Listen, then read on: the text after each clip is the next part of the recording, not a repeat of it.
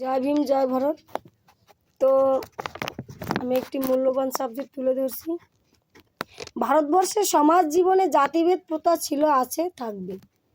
সংবিধানের এই নিষ্ঠুরতা নিরসনে অ্যাট্রসিটি অ্যাক্ট ছিল, কিন্তু বর্তমানে কেন্দ্রীয় সরকার আইন পরিবর্তন করে সেই ব্যবস্থা এক প্রকার ধ্বংস করে দিয়েছে। সারা দেশে নারী নির্যাতন, নারী ধর্ষণ, নারী লাঞ্ছনা ও খুন, বিশেষ করে পিছিয়ে পড়া সমাজে নারীদের ক্ষেত্রে এই জঘন্যতম অপরাধ দিন দিন বেড়েই চলছে। অধিকাংশ ক্ষেত্রে এর কোনো প্রতিবাদ পাওয়া যাচ্ছে না। বিচার বিভাগের দীর্ঘ সুচিত্রা ন্যায় বিচার না পাওয়া মানুষের গা শহরা হয়ে উঠছে।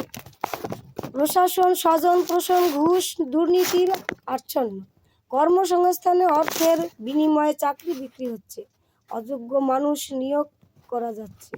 মেধাবী যোগ্য ছেলেমেয়েরা চাকরি না পেয়ে হতাশায় দিন কাটাচ্ছে, অথচ হাজার হাজার খালি পদ পড়ে আছে।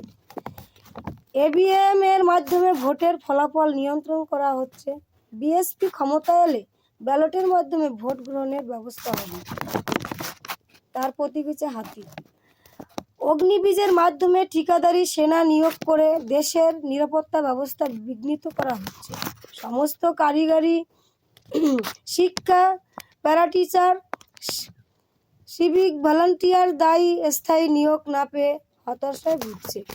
দেশের সাম্প্রদায়িক দাঙ্গা বন্ধ করতে ও মানুষের মধ্যে সুসম্পর্ক গড়ে তুলতে না পারলে দেশের স্থিতিশীলতা হুমকির মুখে পড়বে।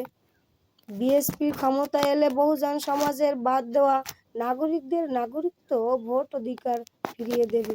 বহুজন সমাজ পার্টি সুপ্রিমো বহিন কুমারী মায়াবতীর উত্তর প্রদেশে চারবার মুখ্যমন্ত্রিত্বের আমলে স্বচ্ছ দুর্নীতিমুক্ত প্রশাসন, যত যার সংখ্যা ভারী তত তার ভাগীদারি।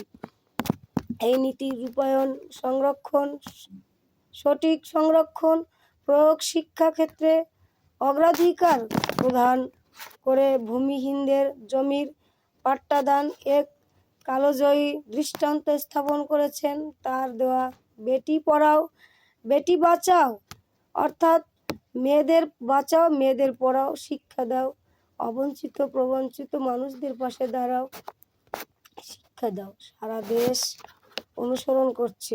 একমাত্র বহুজন পার্টি পারে ভারতবর্ষে এই সকল মহান কাজ করতে। পাশে থাকে।